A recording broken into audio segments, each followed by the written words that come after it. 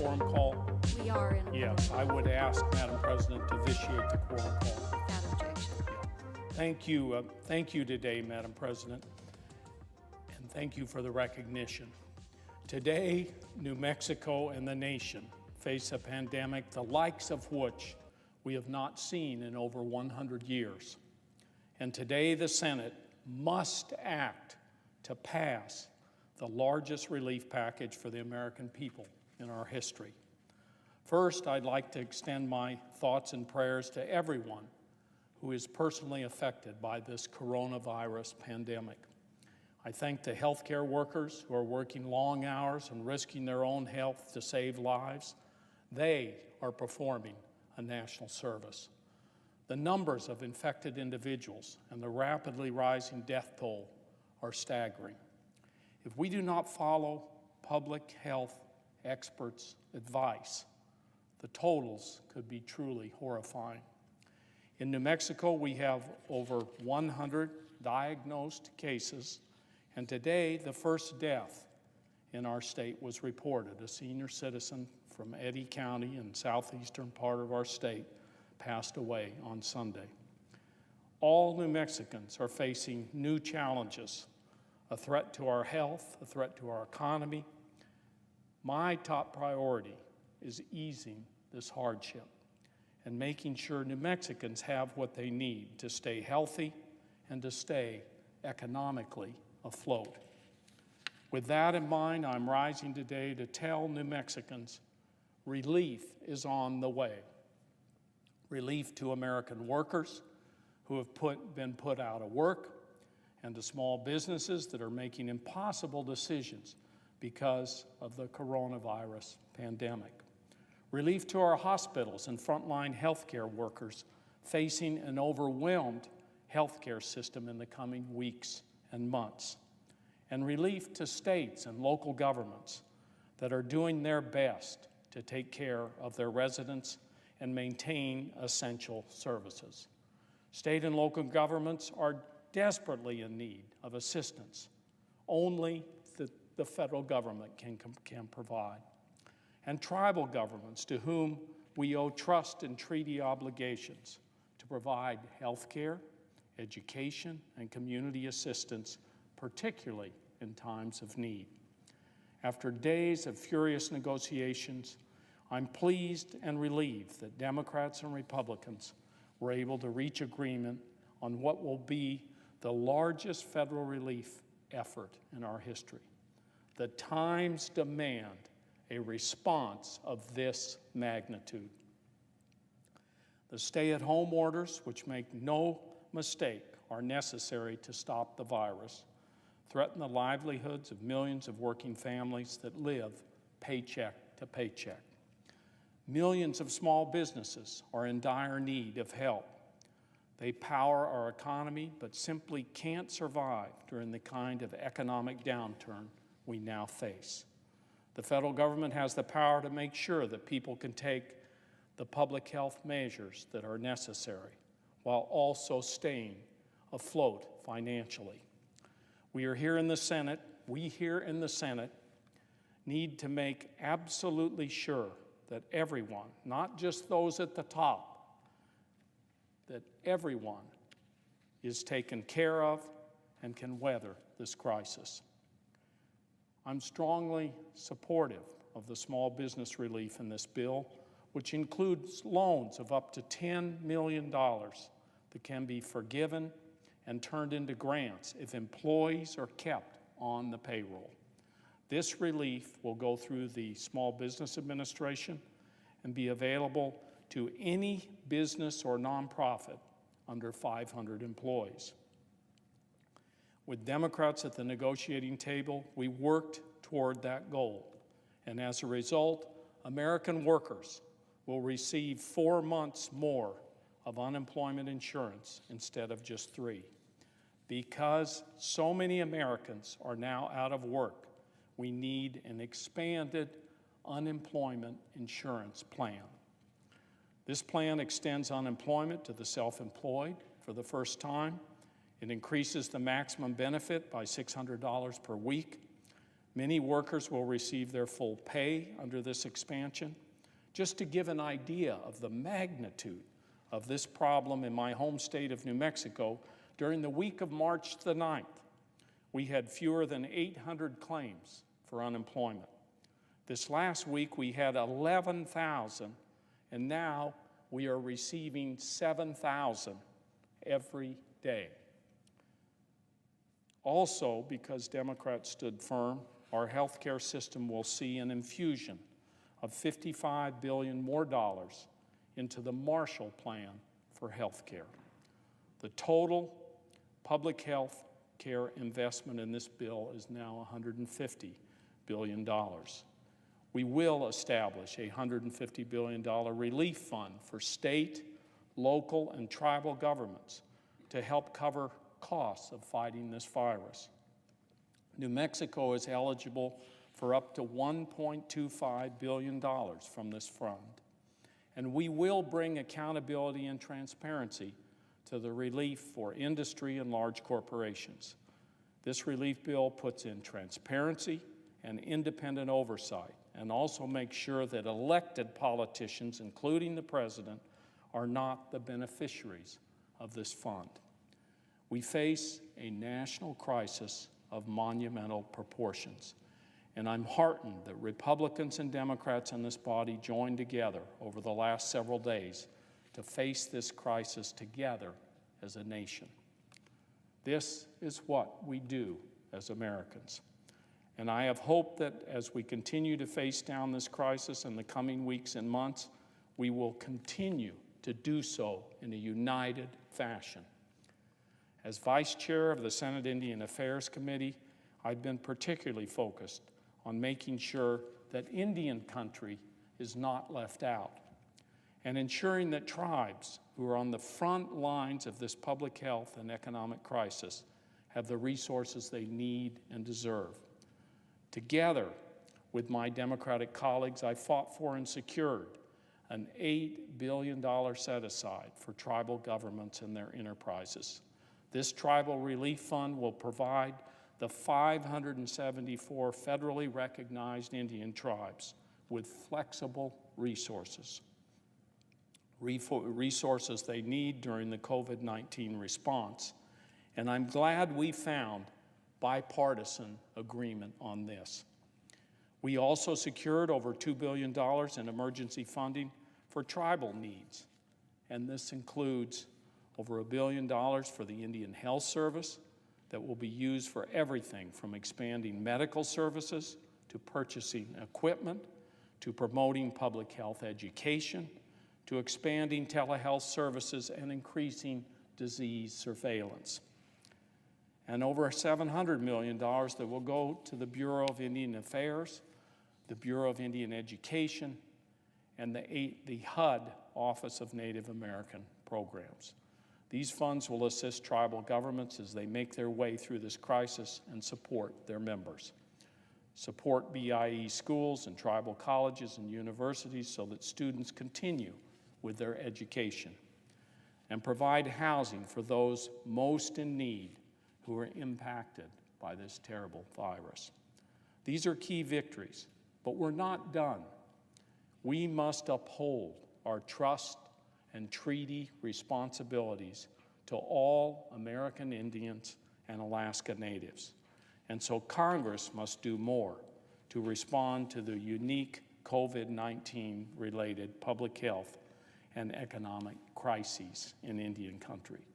Tribes are some of the most vulnerable populations with the least robust healthcare systems.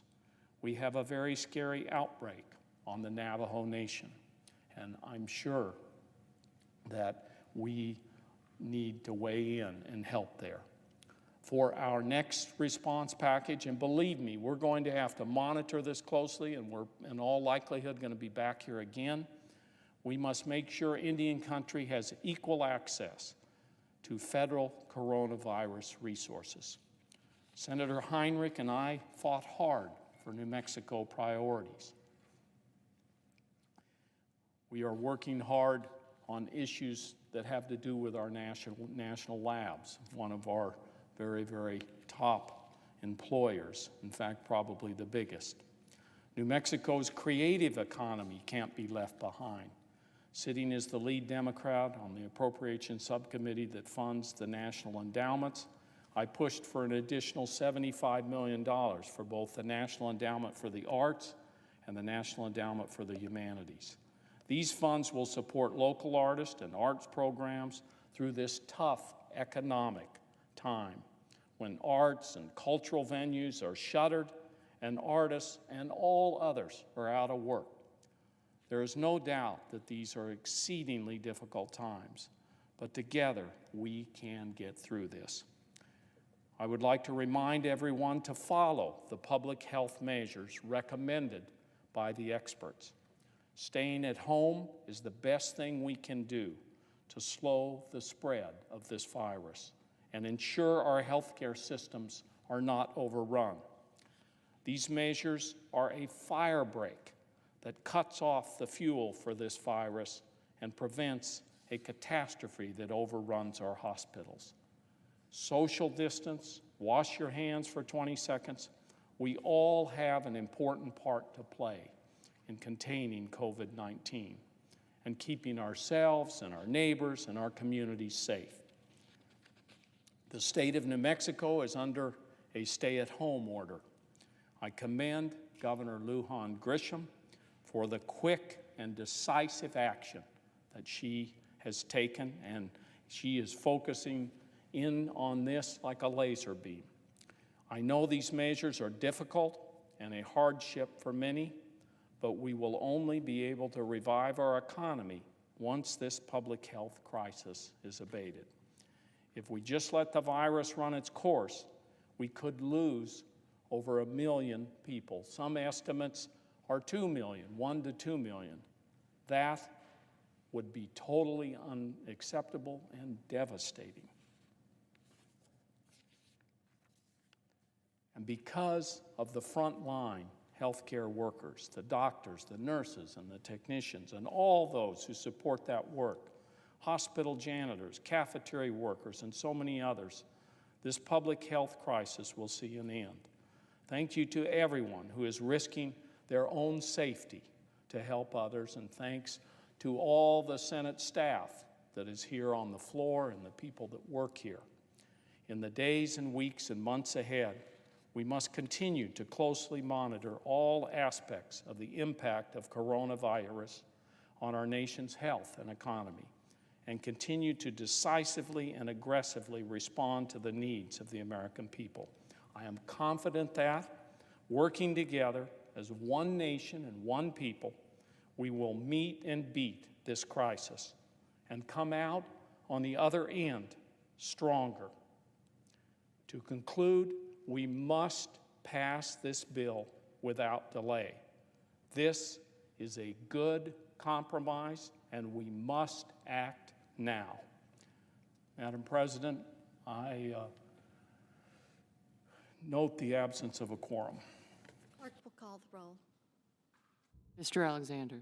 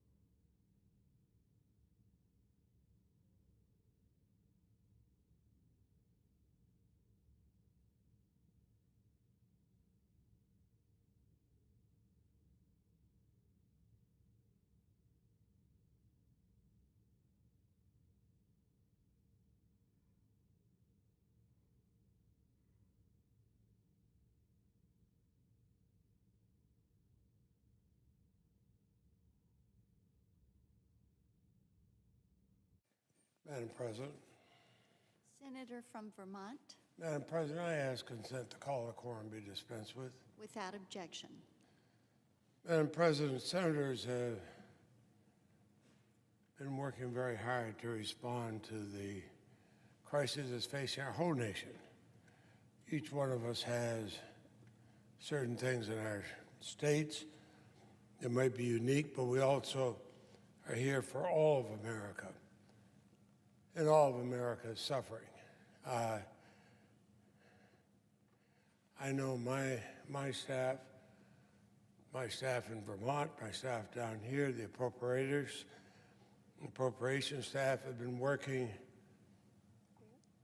every day, every night till midnight or later, weekends. Nobody's had any time off. I've been proud to work with them, even though we have set up, as I would hope all would do, a way so we could teleconference and we can work remotely. Earlier this week, we were faced with the prospect of a bill that was very one-sided.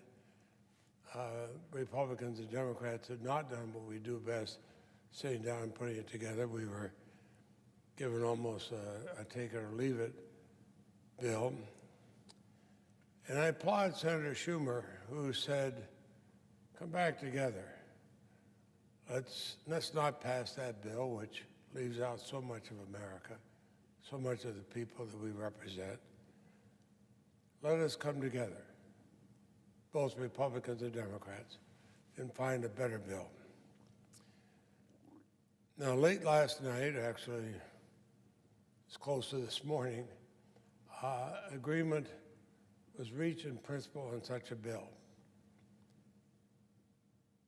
The appropriators do only a part of it.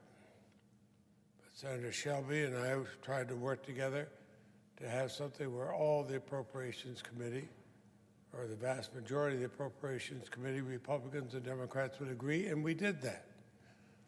And that's what we had before us.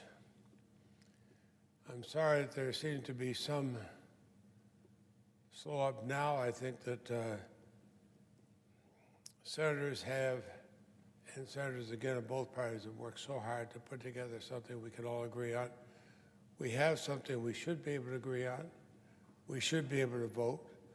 I agree with the discussions that, speaking of just our party, discussions that Senator Schumer had this morning. We all know that none of us got every single thing we want.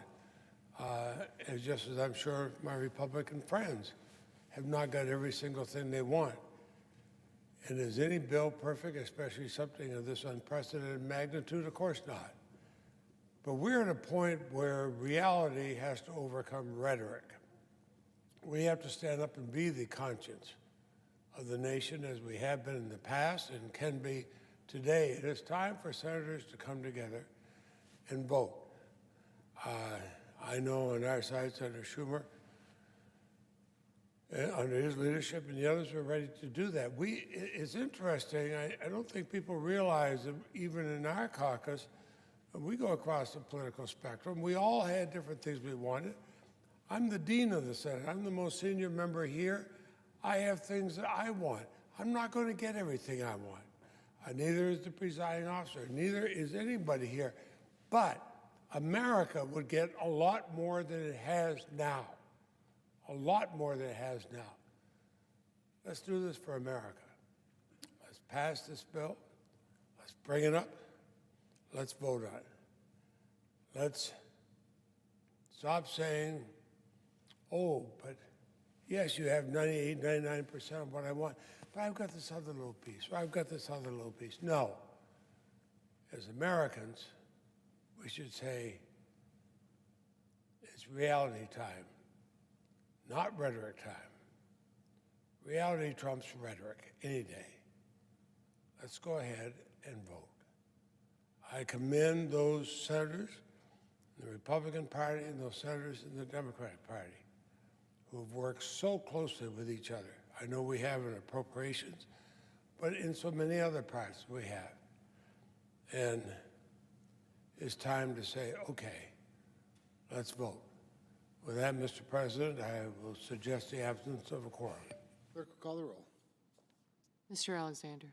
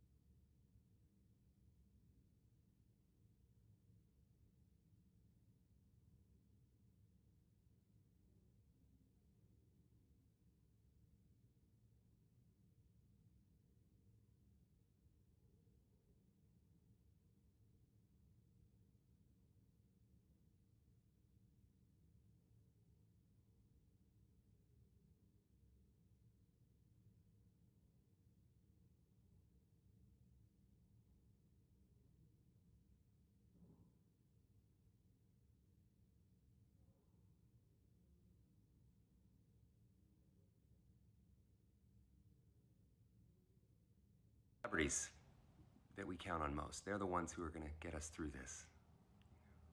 Right after healthcare workers, of course, first responders, people who work in essential services, ping pong players, mannequins. They're great. Childhood imaginary friends. Sure.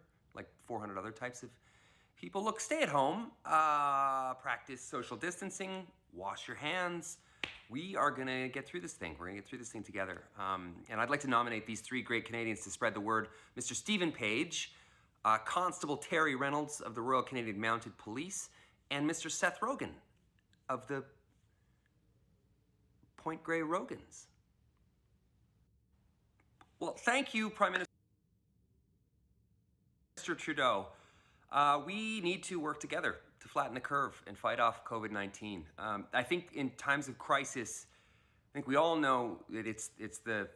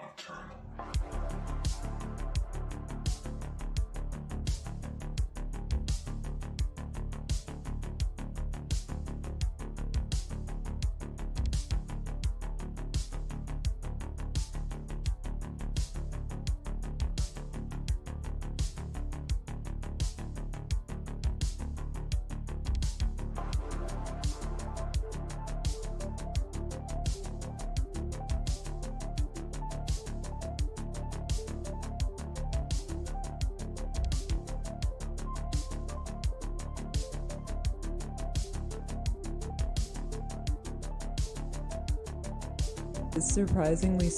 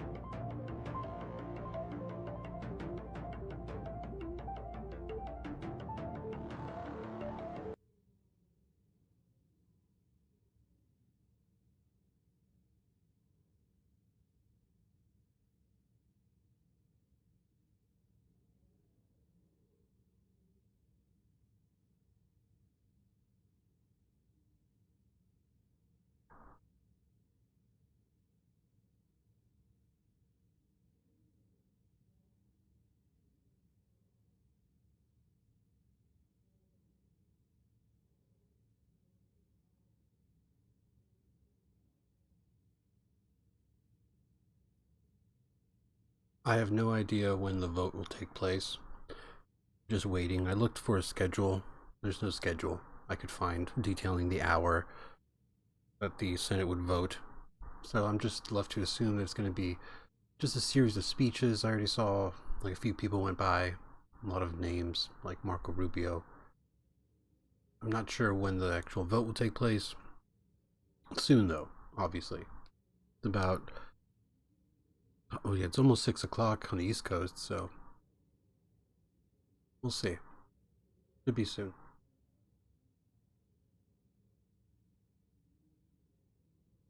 There's already a lot of fighting going on even before the bill is voted on, even before it's implemented. There are already people complaining, commenting on social media, Twitter, talking about how it's not enough, that, you know, the bailout is not enough for a lot of people, the $1,200 that's being assigned as a cash handout, basically, that is not enough for a lot of people, which is true. There are a lot of people in the middle class who don't have, or excuse me, who have a means of living, a cost of living that basically is not going to be helped that much by mere $1,200. They have a lot of expenses, they have kids, they have mortgages, they have cars, they have all this stuff. You know, we're talking about like middle class people right in the middle, which is what you already saw. There are people, you know, there was a cap on the people who could receive the, you know, the cash bailout. I believe the cap was around $75,000 reported on your 2018 tax returns. So that's a lot of middle class people and up. There's a lot of wealthy people too, no doubt. But even people below that threshold, they're still going to have a hard time with just receiving $1,200. So there's one argument that it's not enough. You need more than $1,200 for people to actually feel some kind of recovery, some stimulus. And there are people, of course, who see this as like a Trojan horse to things like UBI and socialism in general. So we have people on those sides. You know, it's not enough, give us more. And then the kind of Red Scare, be careful about your freedoms you're giving away, be careful about how you're inviting socialism into the dynamic of politics now. So these conversations are taking place as we're dealing with the debate over, you know, how much money, who's going to get the money, on top of the virus itself. And healthcare establishments, healthcare facilities, the whole industry itself being overwhelmed by the amount of people who are seeking testing and aid for coronavirus-related illnesses and symptoms. So it's not good. I guess that's just me putting it in a very simple way. I have a lot of thoughts roaming around my head about this, but it's definitely a bad situation. But I think relief is relief. To think that everybody would be satisfied, I suppose, was naive. That everybody would be happy. That the government has the ability to satisfy everybody. I don't think America is based on that principle. It seems more like America is based on the idea of everybody being equally dissatisfied, which is the idea of the compromise that lies at the root of the political system.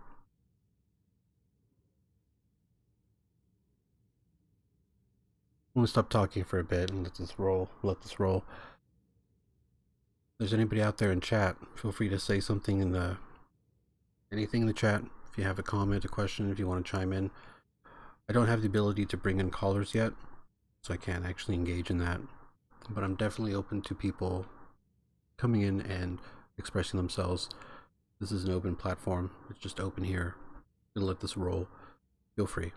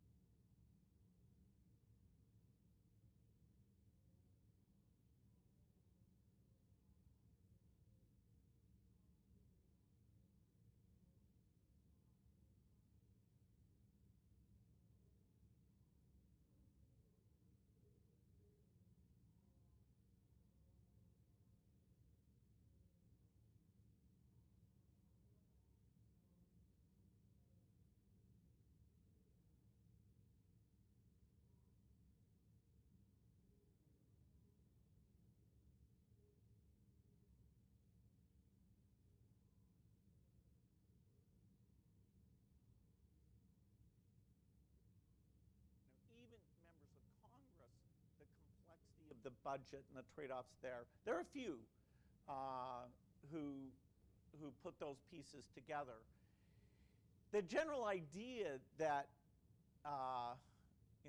foreign aid is less than 1% and that it basically saves lives for less than $500 per life saved, that's a very hard thing to get across. And even if you did get that across to people, I don't know if they're as shocked as they should be that, oh, you mean I write a check for $500, I buy more measles campaigns, and literally I saved a child's life, because we view lives, we behave, and I think appropriately, as though lives here in the U.S. are worth many millions of dollars. I mean, we will spend $10 million in a acute, say, certain type of child with cancer type situation. That those are our values. So anyway, there's this contrast. The idea that you could get people to decide to support this foreign aid thing, which is a big deal for our foundation, from a numeric point of view, we're still pushing that a little bit, but honestly, the story of the one child, if you say to an audience, here's the picture of this child, shall we save this child? They're more engaged than if you said, hey, let's save 1 million children. So there's definitely a sort of 10 to the 6th problem here somewhere. That humans are not wired to do that on a numeric basis. And so, that's why we have people like Bono and many others who come from a more storytelling world. And then they let me throw a few charts and numbers in, just because I think that should be there. Once your heart tells you what direction to go in, to prove that this is a very affordable, not a big deal, well-managed path to be on. When you think about your more domestic areas of focus, K through 12 education is one of them. How do you think about the issues that face Americans, and are you finding more energy around those issues when you speak to audiences stateside, or are you how do you think about the differences of the American plight versus the rest of the world? Yeah, so we do two things. We do this global stuff with health at the center, and that's about 80%. Yeah. And then here in the U.S., our centerpiece is education, including both K through 12 and higher. So I'm wondering if this is a scam. It's Microsoft News. I happen to be subscribed to it for some reason. I don't know why. Then we have, let's see here if I can show you. No, I can't actually. But you can't actually see the like-dislike ratio, and there are no comments. You can see that. Yeah, chat is disabled, and there likely won't be any comments to be put on this if it remains up. So, and then it has at the top here, let's see, BillGatesPromo.com. Oh, excuse me, BGatesPromo.com. So I'm gonna go there real quick just to check it out. Let's see. Try to put it up there if I get a chance. So we have B Gates. Be great if I could type correctly. BGatesPromo.com. Let's see. Many other countries, particularly Asian countries. Our success there is very small. We poured a lot in, and yes, I can point to charter schools that we've been involved in that if you go and visit, it'll be very uplifting, and that's great. And that's so apparently this is legit. a year, but there's A little curious here. kids in the U.S. in K through 12, so if you help You can use. you won't see it. It's in the round Let me there of the macro measurements of that system. It's a system that spends, ignore philanthropy, $10,000 per student per year. And so philanthropy.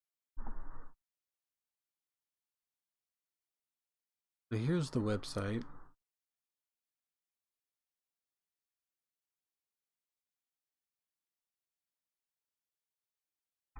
Can't seem to scroll through the interaction feature of the browser, fortunately. But I'll read as much as I can. There's a step-by-step guide. It says you can use any exchange or wallet in this event. Minimum contribution, so they're asking for contributions, is 0.1 BTC and the maximum contribution is 20 BTC. Our third step, all persons are able to participate, including those in the United States.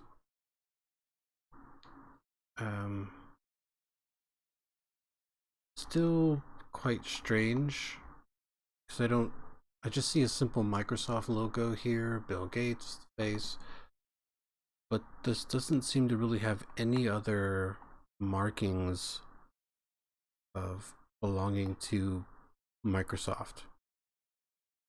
Like, this website itself doesn't have anything else attached to it. It doesn't link out to any other websites like the Bill and Melinda Gates Foundation or Institute or whatever that's called. There's just this setup plus instructions on how to contribute Bitcoin to what is ostensibly a Bill and Melinda Gates Foundation charity fund. So it says here at the top, Bill and Melinda Gates Foundation have committed to a total of 5,000 Bitcoin to give away to thank our users worldwide for their continued support and to help the cryptocurrency market. Oh, here we go. To participate, you need to send between 0.1 BTC to 20 BTC to the contribution address, and we will immediately send you back between 0.2 BTC to 40 BTC times 2 back, double back, to the address you sent it from. So this seems like a scam. So you send me cryptocurrency and you just take it on good faith that I will send you double that back. This is obviously a scam. Wow. And the way that the website is, or excuse me, the page on YouTube is set up, you can't leave a comment on the chat. You can't leave a comment on the page itself. You can't see the like or dislike ratio that might give you a hint as to what's going on. You're just left with this. Let me put this back up. I'll put the supposed Bill Gates Bitcoin stream back up. We can take a look at it one more time.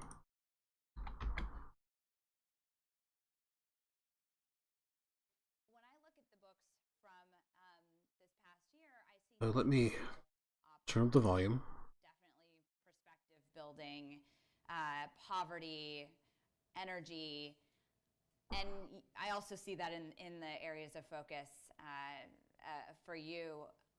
When you think about the books that you're reading this year, So again, what we may see on the list just, next you year, know, what themes do you Microsoft think News. will I'm going to focus check out in this what you're observing or page, YouTube page Well, itself, and the see nice what is thing going on here. Now that I'm not so extreme. In my 20s, I didn't get to read much at all. Yeah. And so like all this stuff is going on in biology and math.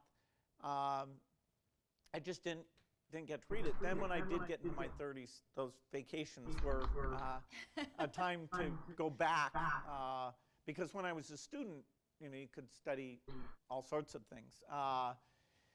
Anyway, now. So I checked out the YouTube page itself. This is it says Microsoft News as the page. It has 81,000 subscribers. I'm going to put the page up. You take a look at it, and it pretty much looks like this is a scam. Just looking at this page. This back up. Okay, here we go. Here's the page. Microsoft. Look at this cheap logo at the very top, this banner. Microsoft News, only 81,000 subscribers, maybe, but that seems odd. Now let's see, interact with it, get more. So let's check out the videos. So only 3 videos, or 2 videos actually. Excuse me, 3 videos. one from 11 hours ago for 11 hours. So basically, from then until now, starting the new one, of marketing the same thing. This Bitcoin scam. Send me Bitcoin, I'll send you double back for some weird reason. I don't know why that would even happen. And here the third video is like a Korean or a K-pop female dancer set to music, some kind of music video. So why would this be on Microsoft News? Is Bill Gates into K-pop girls? I don't know. Maybe. But likely this is a scam. It was just an interesting thing to point out. I didn't expect to find this today, but I found it because for some reason I'm subscribed to this. However, I think I know why I'm subscribed to this channel. There was a similar scam that took place a few months ago, and I got wind of that, and I may have subscribed to that at the time, which had a different name, not Microsoft News. The channel still exists. The videos obviously went down, and now new videos marketing a new scam for people to hand over their Bitcoin. Bitcoin happens to be going up, I heard, because of the Fed releasing a lot of money into circulation, which is devaluing the dollar, and Bitcoin is now looking more secure. Yeah, so this is a scam. I'm going to go ahead and stop here because I know what this is. So that's it for now. I'm going to go ahead and stop talking for a little bit while I go find something else. And let's see, let's put on some music for a little bit. I'll go ahead and cut the mic.